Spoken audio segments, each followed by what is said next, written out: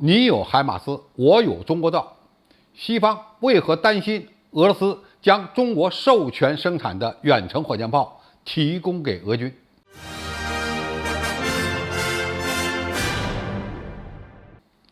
观众朋友、网友朋友，大家好，我是付天少。乌军使用美国生产的海马斯火箭炮，不断地发起对俄军后方节点目标的打击，被很多人看成是导致俄乌战场焦灼的重要变量。到目前为止，俄罗斯军队也没有太多好的办法来对付海马斯，但这并不等于说海马斯在技术和性能方面有多大优势，特别是面对中国制造的远程火箭炮时，他们会变得毫不起眼。近日，美国军事观察网站开始担心一件事：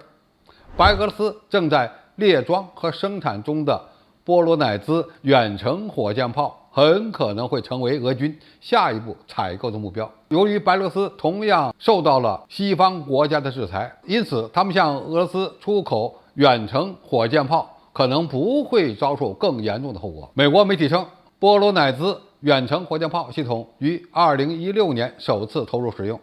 是白俄罗斯与中国深化军事技术合作的产物。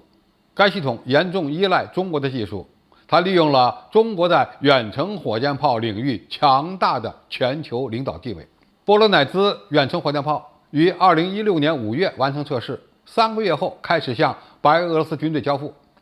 由于白俄罗斯特别擅长生产重型轮式车辆，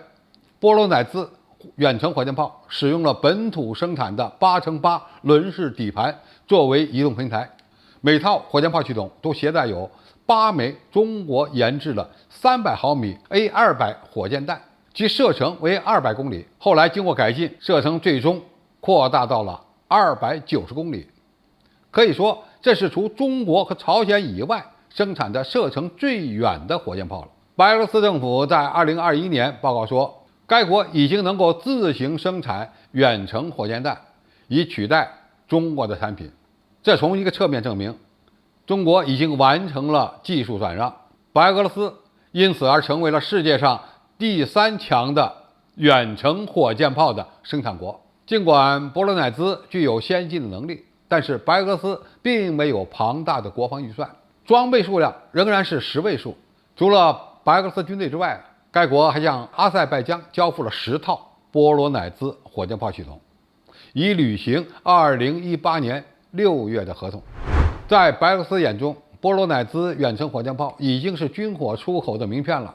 这种武器还是该国阅兵时的压场重器。俄罗斯陆军目前列装的远程火箭炮数量非常少，远没有乌军的海马斯火箭炮活跃。西方因此猜测，俄罗斯可能会向朝鲜采购火箭炮，其实他们更有可能向白俄罗斯采购，因为白俄罗斯是由于俄乌冲突而被西方制裁的国家。现在的问题是，白俄罗斯真有可能向俄军出口远程火箭炮吗？答案是有一定的可能。首先，如果中国与白俄罗斯的技术转让协议存在着约束条件，也就是它的出口必须经过中国的许可，而中国对俄乌冲突态度是保持中立，那么就不大可能允许白俄罗斯使用中国的技术向俄罗斯提供武器，从而避免恶化与欧洲国家的关系。其次，白俄罗斯想大量的生产波罗乃兹，当然整个技术转让协议里面不包括出口限制，那么现在的主导权就在白俄罗斯手里了，他想卖给谁就卖给谁。这里还有一个问题，那就是白俄罗斯是否有能力大量的生产波罗乃兹远程火箭炮。这种火箭炮相当复杂，要想大批量生产也面临着很多的困难。该国从亮出波罗乃兹远程火箭炮到现在已经过去了7年时间，总共的生产数量也只有40套。俄罗斯如果要使用波罗乃兹，那么从下订单到交付再加上培训，估计仍然需要1年以上的时间。此外，白俄罗斯是否会通过军售来支持俄罗斯军队的作战，仍值得怀疑。白俄罗斯曾经在亲西方还是亲俄的问题上左右摇摆，直至该国发生了针对现任总统的游行，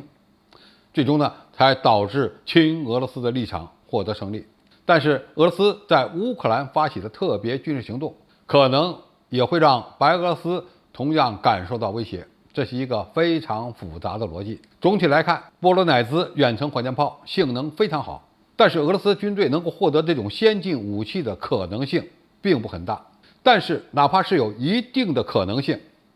都会让西方国家感到紧张，因为美国目前最先进的远程火箭炮也就是海马斯了，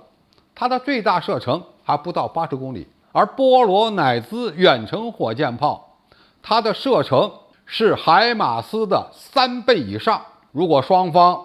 用远程火箭炮对射，那么谁占优谁居劣，可以说是一目了然，毫无质疑之处。好，今天的评述就到这里，谢谢大家收看，我们下期再见。